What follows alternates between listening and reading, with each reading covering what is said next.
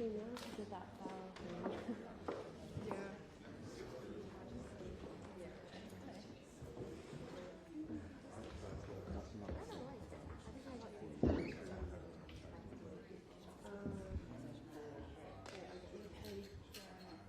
Parents involved in the consultation.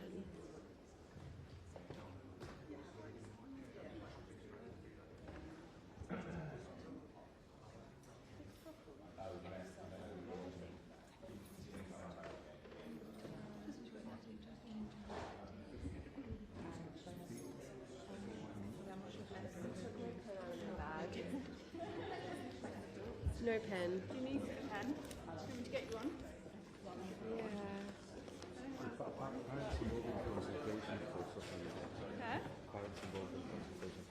Yeah, I think we're calling it social media integration press.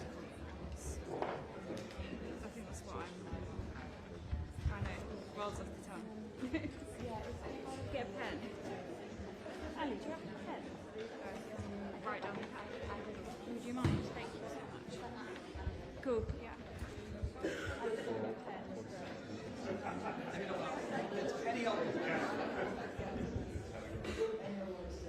Social media integration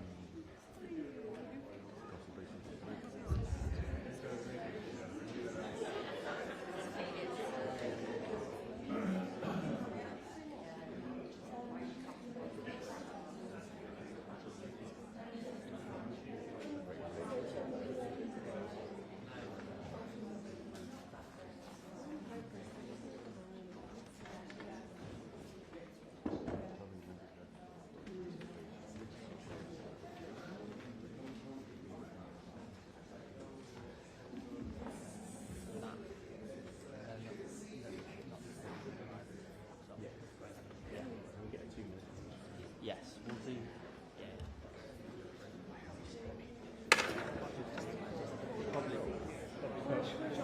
Hello, you alright? No. Front seat, I think.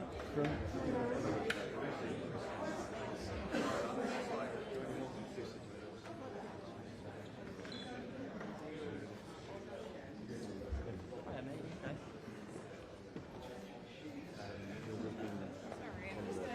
Sorry, thank you. it's just like situation. I was going to perch somewhere here, but I'm not going to.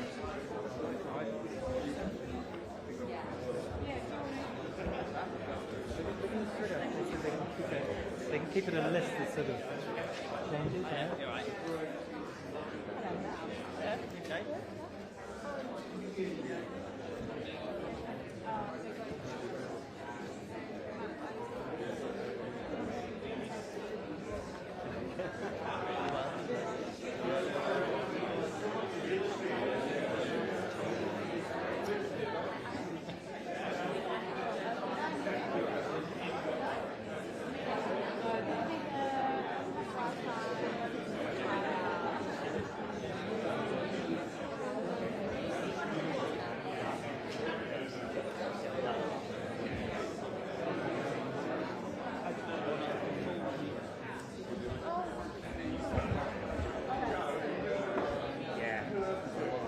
About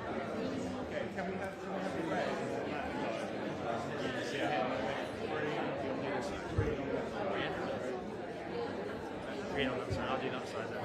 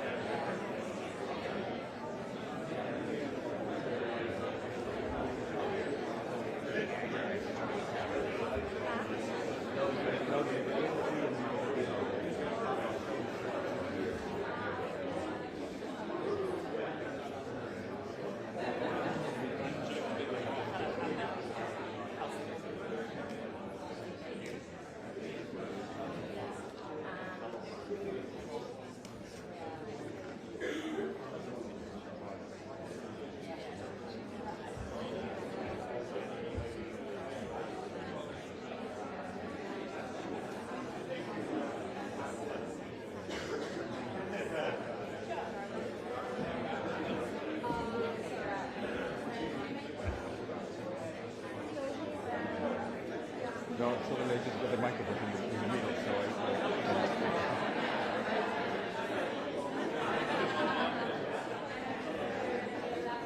So they stand aside.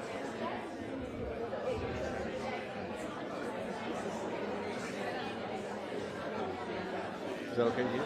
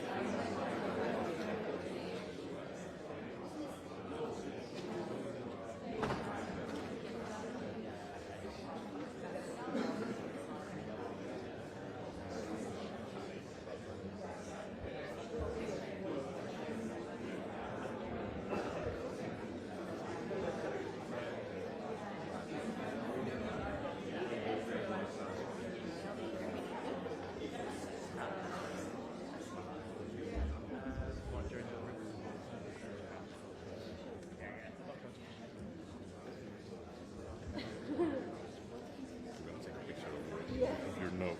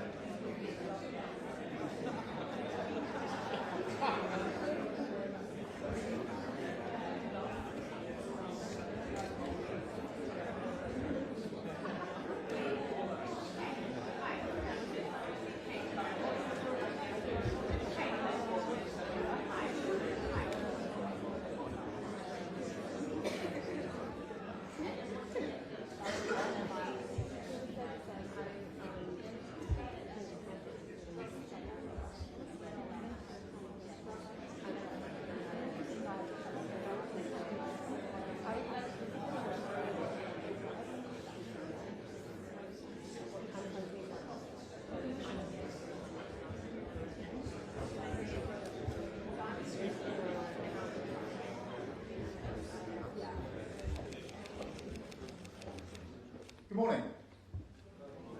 Now, before I start on social media, I want first to welcome the breakthrough reached last night between the US and Iran.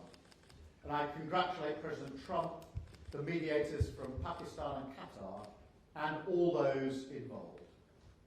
This is a hugely significant moment.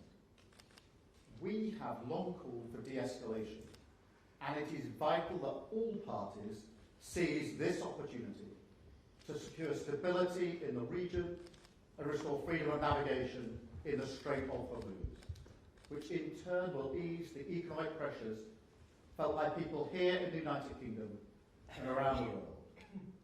We will now work closely with our partners to support this agreement and to ensure it turns into a durable, lasting peace. Now, turning to social media, and can I say how great it is to see so many people here who played such a key role in the consultation. And, you know, some people are dismissive of processes like this, but policy making that doesn't listen very carefully to the voices of those it seeks to serve. That is not how this government carries out its business. And so I just want to thank you for the role that you have all played. And indeed, I want to thank all the people who have campaigned so courageously on this issue, including those who have done so after suffering terrible tragedy or loss. Thank you. Because today is a big moment for our country. This is a big step, real change for our children and our future. Because today I can announce that the government will ban access to social media for all children under the age of 16.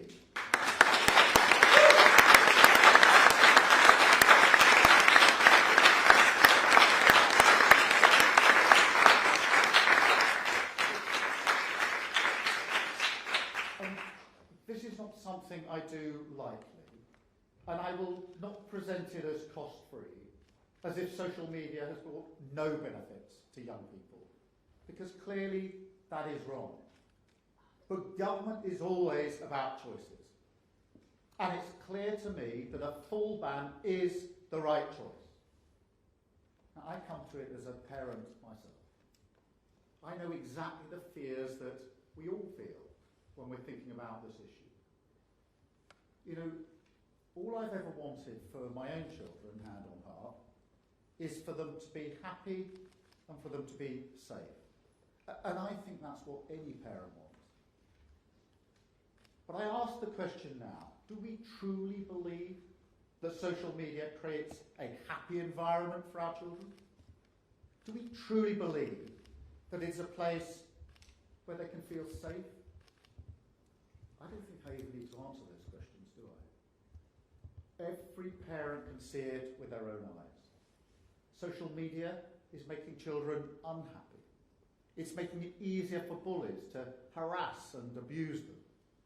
And it could even be harming their mental health, exposing them to content that is dangerous, because that's what grabs the attention. It's designed to be addictive. Of course it is. Features like the infinite scroll, they're designed to lock you in for hours. And if nothing else, there's an opportunity cost to that. It stops children doing their homework, reading, playing with their friends outside, going to bed at a decent hour. Now, that may not sound like much, but these are the activities that help a child develop into an adult. We know how important they are. We just never thought that something would come along to threaten them. To be honest, I feel for this generation. I think back to my own childhood. And yes, the early 1970s weren't always a picnic. But we didn't have to deal with anything like this. A technology that intrudes into every corner of a life, almost impossible to escape, that records every mistake. To deal with that as a teenager, on top of everything else, that's hard. I feel for parents too. I mean, as a parent, you always want to make the right choice for your child, which can face a little resistance in the teenage years, believe you me. But parents do just want to do the best for their kids. In a way, that's what being a parent means. But in this world, with this technology, it is hard as a parent to know what to do. And so I think most parents will welcome this action. I think they will welcome a clear and decisive choice. And they will welcome a government that stands by them, that supports them to do the best for their children, and that fights for their happiness and safety against the most powerful companies in the world. Because this could be a fight. And to this point, it has been a fight. Now, it doesn't have to be. I always prefer the politics of partnership. And I fundamentally believe that we must harness the power of technology to build a stronger, fairer Britain. But we must also protect our children. And so I want this message to be heard loud and clear. I am not prepared to compromise on the safety and happiness of our children. And that is why this ban must happen, and that is why this ban will happen.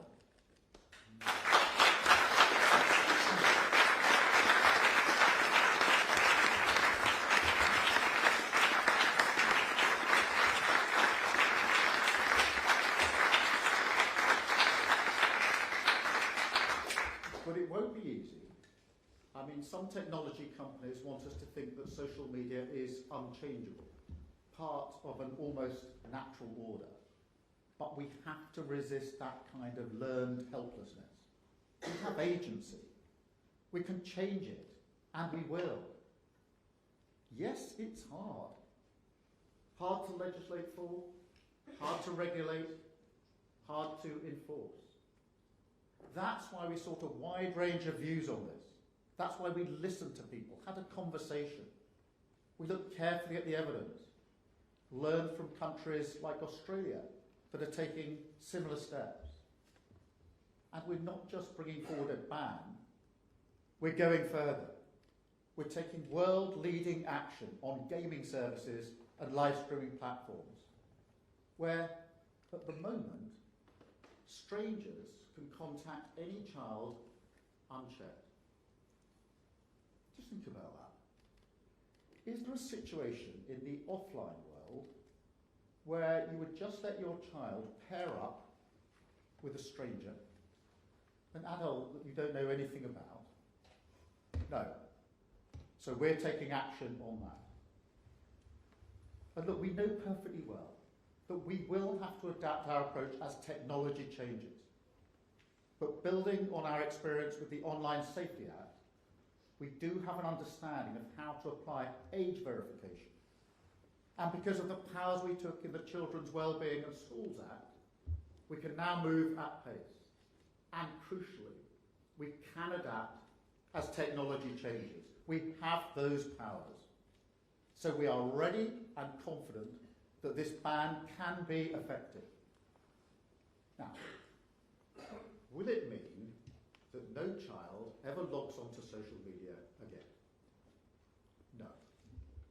But look, this might shock you, but it doesn't shock parents of teenagers. They get around other laws too. But we don't say, oh, look, a teenager managed to get a drink somehow, so let's not bother banning alcohol sales to children. We don't do that, do we? That would be utterly ridiculous. And so I just don't accept that argument. Laws are rules, but they're also an expression of our values. They shape the social contract. And so this will change the conversations that parents have and the expectations of children over time. It will make a huge difference. It will make our children safer. It will make our children happier.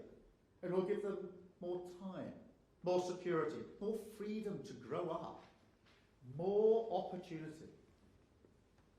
And that, at the end of the day, is what this government is about. It's why so many of the investments that we've made are about supporting children and young people in childcare, new nurseries, family hubs, apprenticeships, tackling child poverty, mental health support, technical colleges, in a youth guarantee for young people struggling to find work. And today, it's exactly the same approach. Now, this isn't just about taking something away, because we're also investing in music, culture, art, sport, all those activities that we know are so important to childhood, particularly for children who don't usually get those opportunities. So when you put all this together, these policies are not just fixes for our problem. They are the building blocks of a different Britain altogether.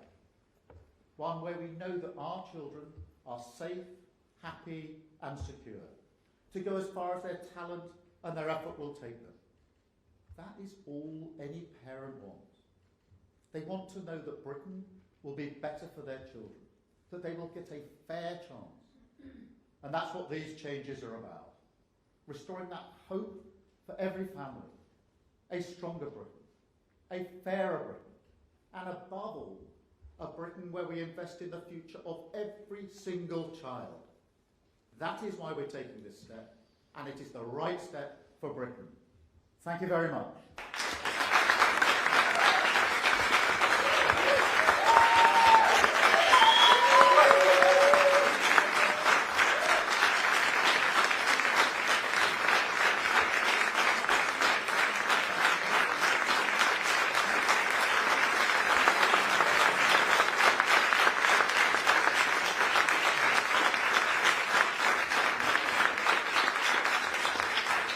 Thank you very much. And can I thank particularly the people here who have been part of the consultation with us, who've had conversations here and elsewhere, even in the room next door that I shared just a few weeks ago. I know the journey that some of you have been on. I know how hard it is. I can't imagine what some of you have been through, but I salute your courage in fighting for something that is so important for all children and the future of our country. So thank you again. I'm now going to take some questions from the media. I'm going to start with Zoe from BBC. Zoe. Prime Minister, can you tell us when this is going to start, how it will work, and what you'll do if one of the big platforms decides to leave the UK? Yes, let me answer that because we took powers earlier this year to make sure we could move at speed. I was very conscious that with the Online Safety Act, it took the last government 8 years from sort of identifying the beginnings of the problem to actually passing legislation. And I was determined that will not happen in this case. So we took the powers early.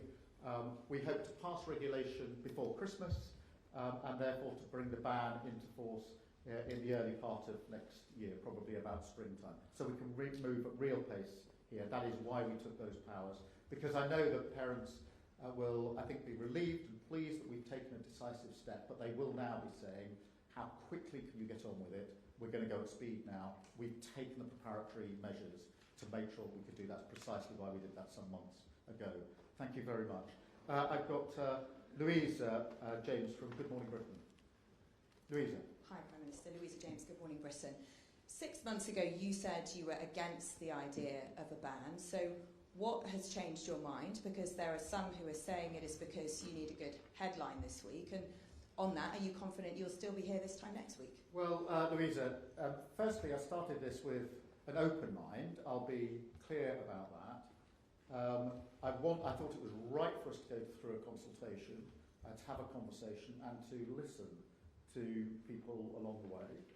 And I'm absolutely clear in my mind that a ban is the right idea. I think that we shouldn't belittle this. This is a huge step for our country. It is a step that I've taken after sitting down and listening, particularly to parents who had lost usually a teenager in relation to what happened on social media. So it is really important, I think, that we keep this in the place it should be. This is very significant for our country. It is about protecting children. And I'm absolutely clear that a ban is the right outcome. I'm not going to stand here and pretend that there are no benefits of social media. That wouldn't be straight or honest. But having looked at the evidence, having gone through the consultation, having looked at what happened in other countries, having listened to parents, grieving parents, listened hard, and you can listen in two ways. You can listen in the sense of you're just going through the motions, or you can listen and you can take in what people are saying to you. I'm in the second category, always have been, and that's why I'm absolutely clear in my mind that this ban is the right outcome. And I think we're going to see parents across the country welcome it. I accept not all. There's always a debate here. Not everybody's in the same place. But I do genuinely believe the vast majority of parents will welcome the clear and decisive step that we've taken today. Thank you very much. I've got Siobhan from Channel 4. Prime Minister, what do you say to those that say blanket bans on features will simply stifle access to age-appropriate experiences with proper parental controls, and that kids, as we've seen in Australia, will simply find a way round the ban unless you ban things like VPNs as well? Well, two things there. Firstly, we've got a definition of social media which is taken from the Australian model. So that means that there are certain features or services that are expected to be within the ban and some that won't. And therefore, there are things like, for example, YouTube Kids Lego Play, Classroom, Google even. They're obviously the other side of the line. They don't have the features that are concerned here. But the ban is absolutely clear for the services that come within the definition of social media. On this question of will some kids try to and some get around this, of course. That's what kids do. They try to get around all of the laws that we put in place to protect them. Teenagers drink before they should. But we don't then say in which case let's abandon any attempt to stop them buying alcohol. We say let's improve the enforcement of what we do. It's exactly the same in this field. I'm not going to stand here and say from the moment we are putting these laws into force, no child would have access to social media. Of course I'm not going to say that. But I do believe it's the right thing to do. I do believe we can enforce it. I think we'll be better at enforcing it, actually having learned from the Australian model and having learned from our own experience with the Online Safety Act. So I genuinely think we can enforce it. But I'm not prepared to say that because some children may try to get around it and some may get around it, that is not a good reason to take the act of banning. I just don't accept that, I'm afraid. Beth from Sky.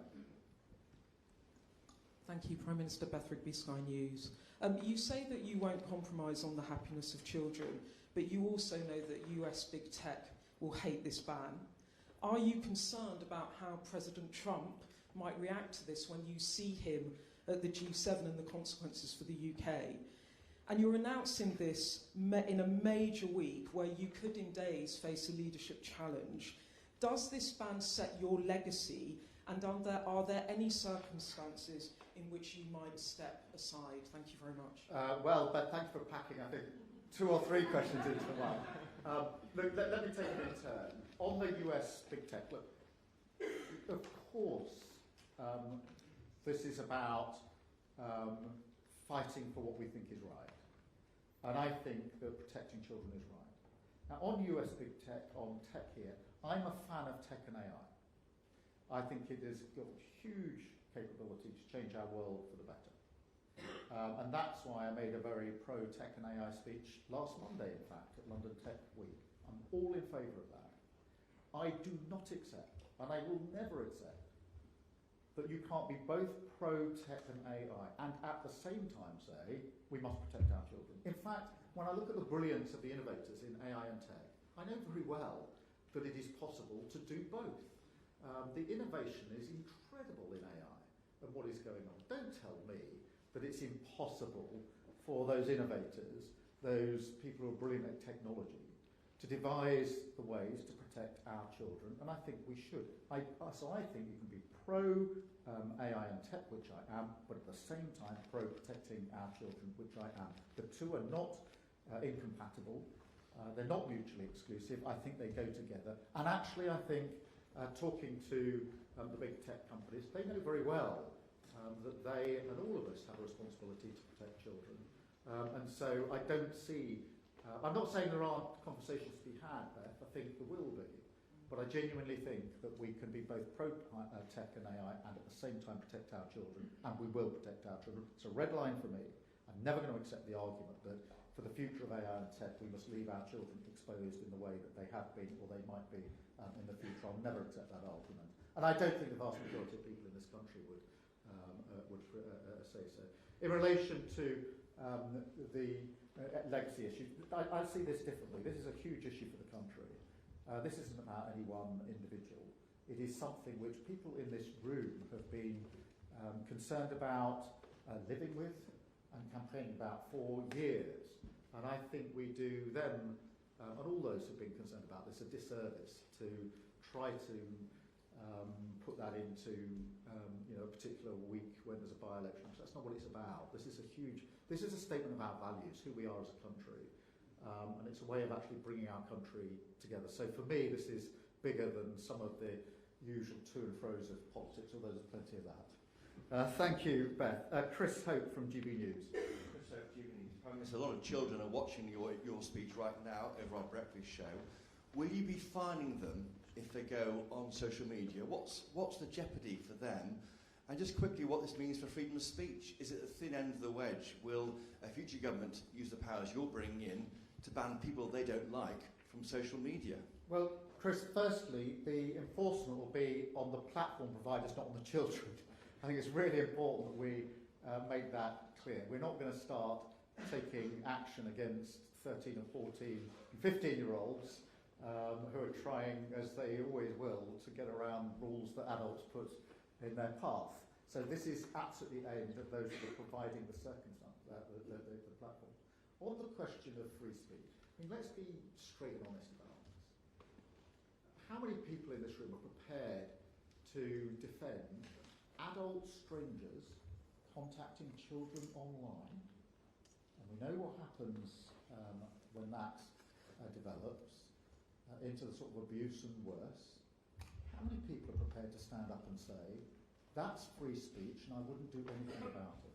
Any more than you'd say we wouldn't take measures to stop that happening in the offline world. I think it's extraordinary that somehow we've got ourselves to a position where, until now, we've shrugged our shoulders.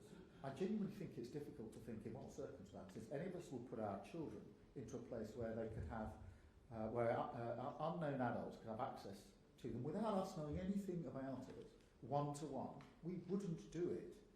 So it's not about free speech, it's about basic protection of children. To take other examples, Chris, look, I'm a great advocate of free speech, I really am. But sending sexually explicit pictures to and from children, that's not free speech. That's basic protection. It's got nothing to do with technology. We have protected our children from that sort of harm for years in this country. We're right to do so. What we're doing now is making sure that it's fit for purpose in the world we actually live in. Thank you very much, Chris. I hope that satisfies some of the children or young people who are watching on your programme.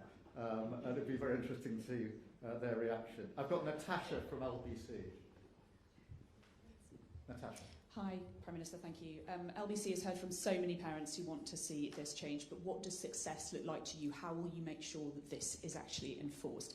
And just to follow up on Beth's question, how will you explain this policy to a sceptical President Trump who may not support your move? Thank you. Just in terms of success, that will be in a drop-off in children on social media. It won't be complete because some of them will get around it. But a massive drop-off in children on social media is sort of step number one. I think step number two, probably equally if not more important, is a cultural change. A sense that our children can grow up differently and have better and more enriching childhoods as a result. Now that will take a bit longer. I think there will be almost a transition because a lot of teenagers under the age of 16 have already started growing up with social media. But as the expectation changes over time, as it will, I think that there will be a cultural change. Cultural change is always much harder than changing the law is one thing, can be very difficult. Cultural change is much, much harder. In relation to President Trump, look, I honestly think that across world leaders, there has always been a recognition that leaders have to take steps to protect children. I don't think that's controversial. There will always be arguments as to exactly what the limits of that are and what rules should be in place. But I don't see that as a problem. And obviously, we're about to go off to the G7 later on today, and I will discuss this with world leaders when I'm there. Thank you very much, Natasha. I've got Sophie from the Mirror. Sophie. Thank you, Prime Minister. So I wanted to ask about Ian Russell. As you know, the dad of Molly Russell, he's against a ban. He says that he feels desperately let down by you, that you're rushing a ban, and that fundamentally under this package, a dangerous digital landscape will still exist. What's your response to this? And also, you haven't mentioned anything about the cliff edge for 16-year-olds. Will we get an overnight curfew for 16 and 17-year-olds? Thank you. Yeah, let me start, if I may, with Ian Russell and just express my highest respect for Ian. I've had the opportunity to talk this through with him on a number of occasions, including just a few weeks ago. I have the highest regard and highest respect for him and his views.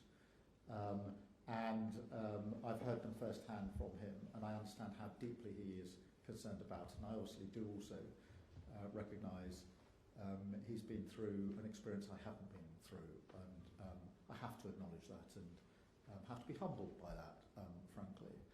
I do know that he's concerned that simply banning and not taking on some of the platform providers to make sure they provide age-appropriate content is, in his view, not quite the right way of doing that. I do understand that. I think in a way the ban does a bit of both, because it bans with clarity, which I do think parents want, but it also, we've got additional measures that we're taking for under-16s and under-18s in relation to stranger engagement, live streaming, etc., which is intended to get at some of the features that are of concern. On the question of rushing, look, I don't believe this to be rush. People have expressed different views. At the beginning of the consultation, some people said, why are you consulting? You don't need the evidence. Just make a decision without the evidence. I don't agree with that. And therefore I thought it was right that we had the consultation. Not just the consultation, but actually the conversation that went with it. The sharing of experiences, the sharing of views, I think has been an important part of it. And now we've gone carefully through that and reached a conclusion. I think that's the right way to do it. But I don't want anything in my answer to be in any way disrespectful to Ian or others that hold a different view, particularly those that have lost a child. I don't think that's right for me. So it is possible to deeply respect someone and their views, but to come to a different conclusion. But we will continue to work with Ian and others on how we make this work. In relation to the cliff edge, there are measures here for 16 and 17-year-olds, so it's not quite the cliff edge. There is then the provisions for 16 and 17-year-olds that we are proposing to take forward. But in the end, whenever you have an age limit on anything, there will always be a point at which you'll be on the age that is restricted. Drink is another example. I keep coming back to it, but there are examples where there are things you can't do till your age X. Then when you can do it, then obviously in that sense there's a cut-off point. But I don't think that should be a reason not to do this. But I do think it is a reason to look very carefully at what more needs to be done for 16 and 17-year-olds, so it's sort of a graduated edge, if you like. Thank you very much. Let me go to Sophia from The Sun. Thank you, Prime Minister. You spoke about social media intruding too much into our lives nowadays. Nowadays you get a lot of child influencers and family influencers where the content of children is used sort of for clicks and things like that. I wondered, is that something that you are personally worried about, that level of exposure for children nowadays? And prior to the G7, have you spoken to Donald Trump about your ban on social media? Just taking those separately, the concern at the heart of this ban is social media, particularly the addictive nature of it and the services that are likely to be in scope of the ban. They're not dissimilar to those in Australia, although I think ours possibly go a bit further. Certainly I hope that on the enforcement side we will do better than that. It doesn't mean that there isn't any content a child can ever see on a screen, because there are obvious examples. For example, schools often use screens for homework purposes, and so we've got to have a sort of common sense approach in relation to that. But when it comes to the ban on social media and the features that we know are harmful to children, that don't make them happy and don't make them safe, that is where we've drawn the line, and that's what this ban is all about. In relation to President Trump, I spoke to him on Saturday. I'll see him again this afternoon, and yes, of course, we'll discuss this and many other issues. And lots of other leaders are very interested in it. I've had contact with other leaders in the course of the last few days because many countries are grappling with this issue, which is how do we keep our children safe online. It's not a particularly issue that relates only to the UK. You've seen other countries grappling with it. I think there will be a coming together of leaders, political thinking here, as countries will want to learn, just as we wanted to learn from Australia and go and explore how far they'd got. Other countries, I think, will be now looking to the UK to see whether that doesn't provide a blueprint for them. And I hope it does, because I want children to be safe whatever country they live in. Thank you very much. I've got Joe from Bloomberg. Prime Minister Joe Mays from Bloomberg. On the situation in the Middle East, if I may, there are many false dawns in the talks between the US and Iran. So how confident are you that this time it's for real? And we haven't seen any details of this peace agreement. What details would need to be in a peace agreement for you to support it? Yes. I do think this agreement is significant. And I acknowledge that there's been a lot of discussion in recent weeks where it looked like there might be agreement and then there wasn't quite an agreement, etc. This is an agreement. I do think it's significant. And I did discuss it with President Trump on Saturday, specifically. And so I want to do everything that I can. I want to work with other world leaders to make sure that this works. Now, obviously, nothing is guaranteed, but it is, I think, a significant breakthrough, a very significant breakthrough. Hopefully, something which, as we work together, we can turn into that enduring peace that we all want to see.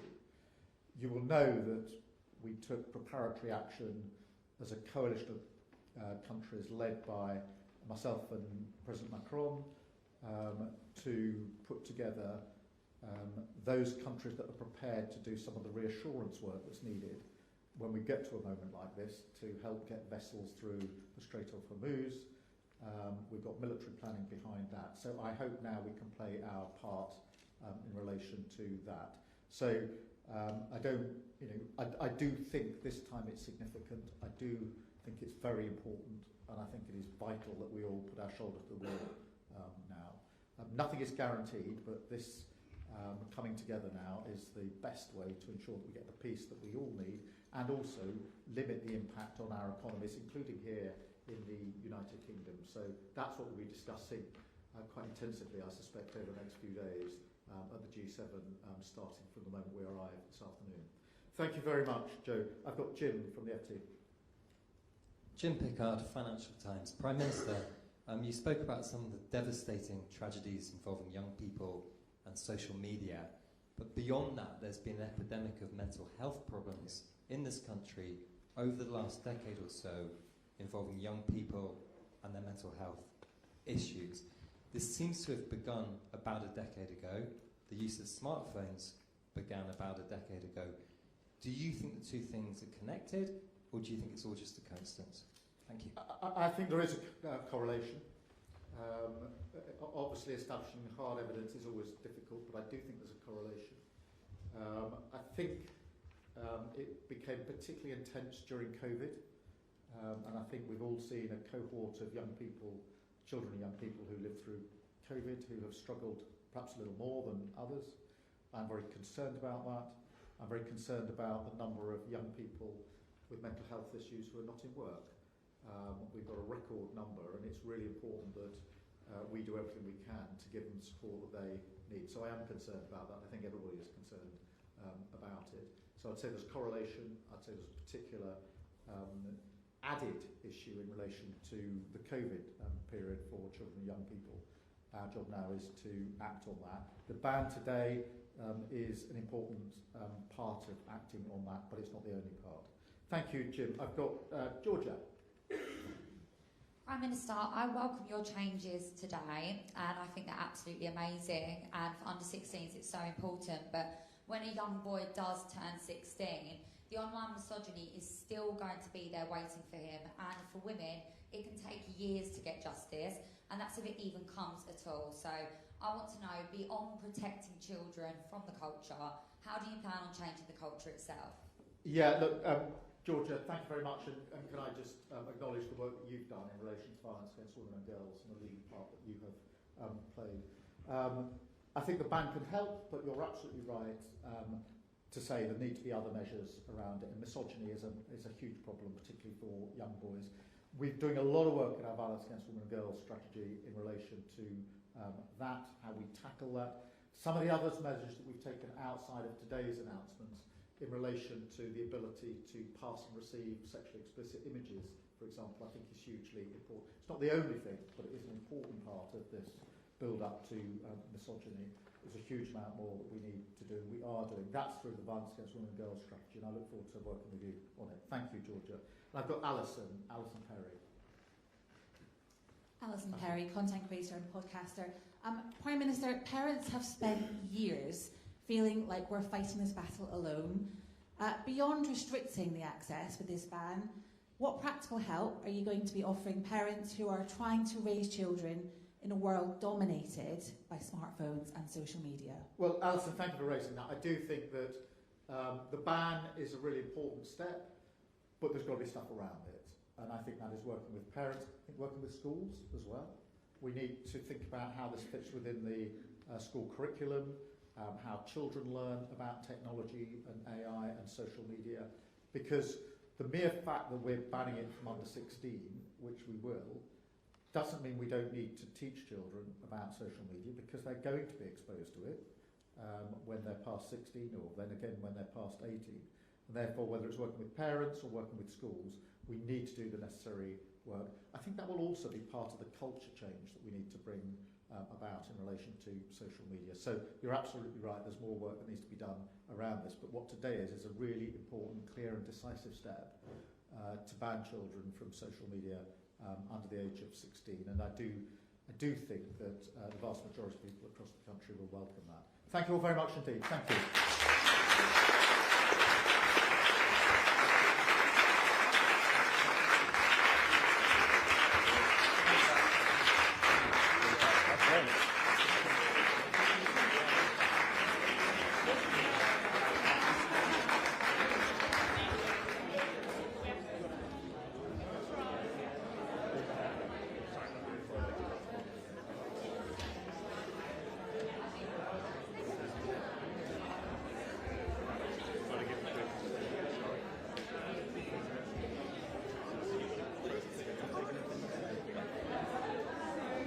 Go ahead, mate.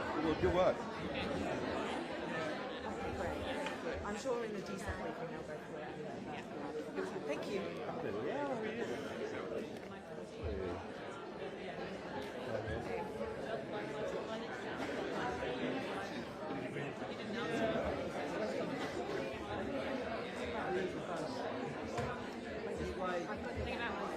The thing about the legal ban is I think it just gives terms a lot.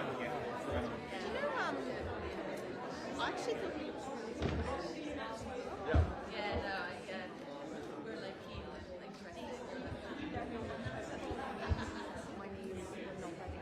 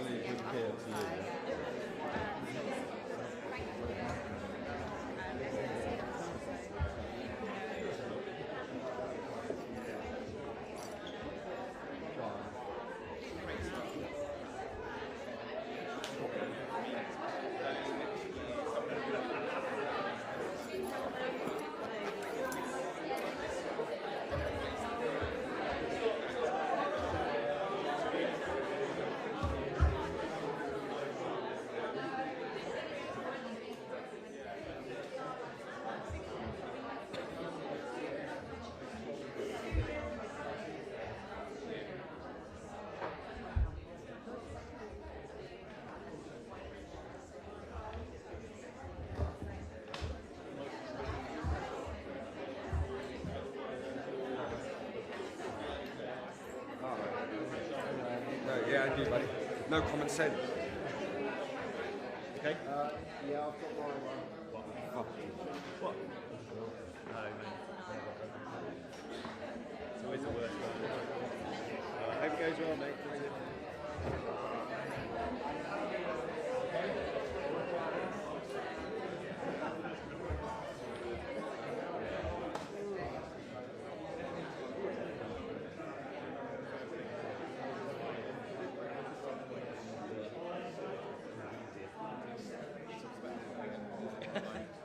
It wouldn't be funny. Yeah, that's it. Yeah. We're just gonna take everyone's phones off.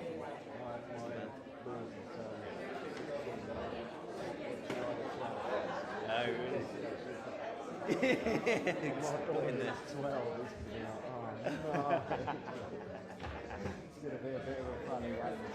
What age did you get there? Well, basically when they were coming up to their last year of junior school. Yeah. So, yeah. So that they could be confident when Yeah.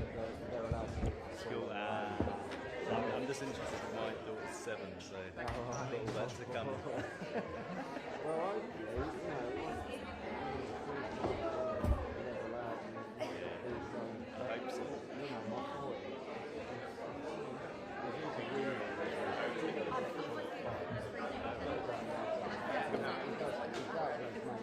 Yeah. I know, it's just constant. But then I'm just as bad. You know, like it catches up. Like I'm just suddenly, I'll be like, especially when I'm knackered, I was like, get home, sit on the TV, there's nothing on, so I just start scrolling. Next thing I know, it's like 40 minutes has gone by. I've just been there. Yeah, I know. So yeah, it definitely need to do something about it. It's quite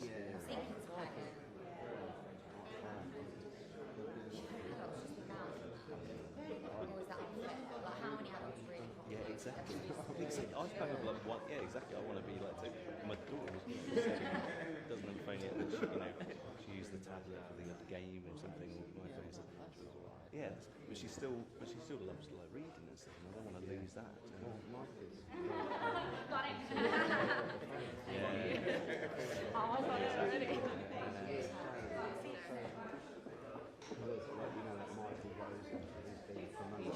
When you get sent them.